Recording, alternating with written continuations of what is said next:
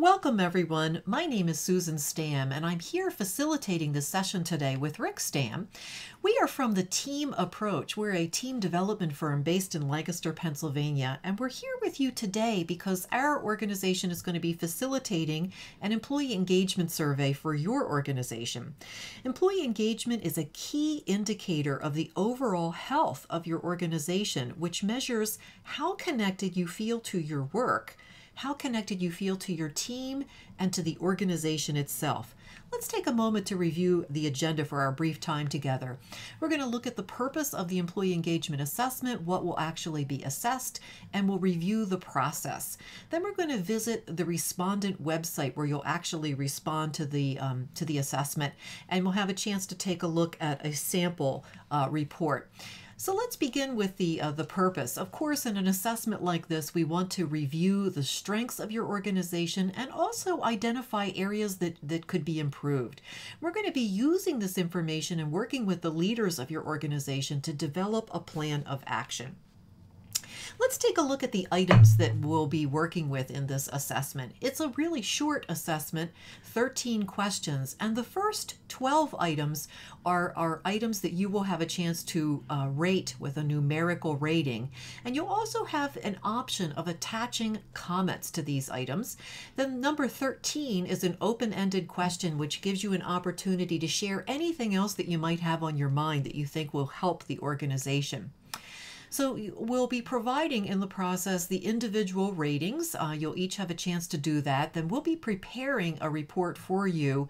We'll go through an interpretation and action planning process with the leaders of your organization. And then at some point in the future, probably a year down the road, a reassessment opportunity. As I said, we're going to take a moment to look at the actual website where you will respond to this assessment.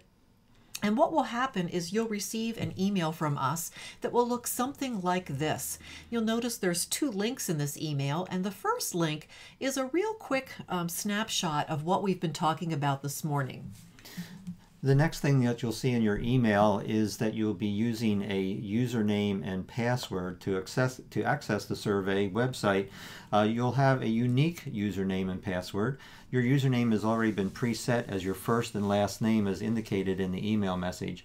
You'll be able to choose your own password, and then you'll click on the link that's in the email, or you can copy and paste it into a browser, and that will take you to the website. When you get to the website, the landing page will be your login page where you'll put in the username and password.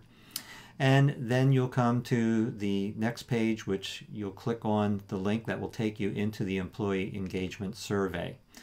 You'll first go through 5 instruction screens that will kind of remind you of some of the things we're talking about here in this little orientation. One of them emphasizes the fact that your feedback will be confidential. Your name will never be linked to the feedback that you give. A number of other people, in fact, we hope everyone in your organization will be contributing feedback into this assessment. So your ratings will be combined with theirs without your name and then averaged, as you'll see in a little while on the sample report. As Susan mentioned, we will be giving you the opportunity to provide written comments on each and every item.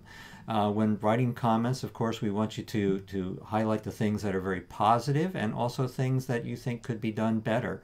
And we want you to give specific examples wherever you can. We'll be using 2 scales in this assessment. The one scale will be an agreement scale. How strongly do you agree things are happening as they're presented here in the survey? And the other one is an importance scale. And the reason we use 2 scales is so that we can compare the two, and that gives us what we call a gap analysis so that we know where to place emphasis in the planning and the further development. We encourage you at any time, if you're having problems with the survey or the website, please give us a call at our office and we'll do what we can to help you in resolving any of those issues. When you get through the instruction screens, you'll come to a page which lists all the items again so that you can review them quickly before you get started, and then you'll click to begin. Each of the items will be presented like this. You'll have the item at the top, and then you'll rate your agreement to that particular statement on a 10-point scale, and then how important is that particular item to you individually. And then below the item rating, you'll have an opportunity to make comments on what you like about that particular item, what's going well and that you hope will continue, what you don't like, things that maybe bother you and why they bother you, and then an opportunity to make some suggestions. How can you reinforce the very positive behaviors, things that can keep it going, and your suggestions on improvement. You can leave the assessment at any time, and when you come back in, it'll pick you up right where you left off. You can also go back in even after it's completed, and by just clicking on a number of the item, you can go back in and change your ratings, and you can edit your comments. When all of the ratings are received, we'll produce a final report that we'll provide to your leaders, and this report will show the differences between the agreement scale and the importance scale, and we'll also be presenting the comments for each and every item. And just want to mention here again that the comments will not be edited, so as you're writing your comments, write them in a way that they make sense. Don't refer to a previous comment, because your comments will all be printed in a random order, so we won't know what your previous comment was. Okay, and we've said a couple of times today now that you will have a chance to provide comments. The comments, of course, are optional, but they tend to really be helpful in helping to explain your ratings. And as we said, the best time to provide a comment is when you are rating an item particularly high, so that the organization can repeat the behavior, or if you're rating something lower, so that everyone understands your viewpoint and what you're seeing, so it can be corrected. So a couple of tips that we want to focus on as we're writing comments. Of course, we want to focus on behavior and not people. This is an organizational assessment, and we're wanting to focus on the organization. We want you to be fair and honest, and make your comments as specific and descriptive as you can. We want you to provide both positive comments, things that you think are working really well, and constructive comments if there's things that you'd like to see improvement. And of course, we want you to avoid any emotional language. Some examples of some comments that really would not help your organization. If someone were to say, there is one person on this team who monopolizes every meeting we have, that's really not going to help the organization move forward, and that's not really the purpose of this assessment. I'm sick and tired of the lack of leadership on this team. Again, this is not the kind of information that we're looking for in this particular process. What we are looking for are comments that are going to help the organization either repeat a positive performance or improve an ineffective performance. So here's an example of a positive comment that's written very well. When push comes to shove, we pull together and get through the crisis, putting our differences and concerns aside to serve the customer. I really appreciate the way this is recognized with personal notes. So someone sees a comment like this, managers, leaders in the organization, and say, wow, this is really appreciated, and obviously they can repeat that performance. And then if there's something that someone feels needs some correction, here's an excellent example of a constructive comment. There seems to be an unspoken norm that we do not bring up problems, even the obvious ones.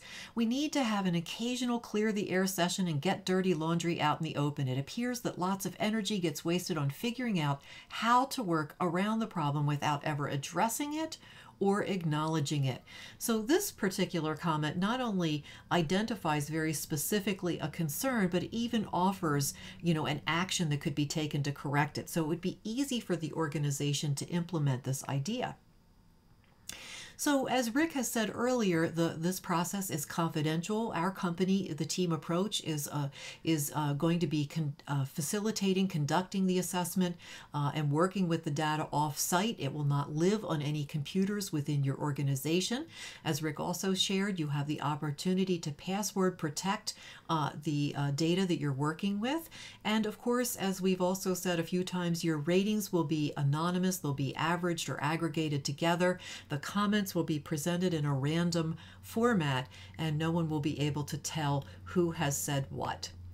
We want to take the time to thank you for really helping your organization be the best organization it can possibly be by participating in this process. It's really important to your organization, and we thank you for it.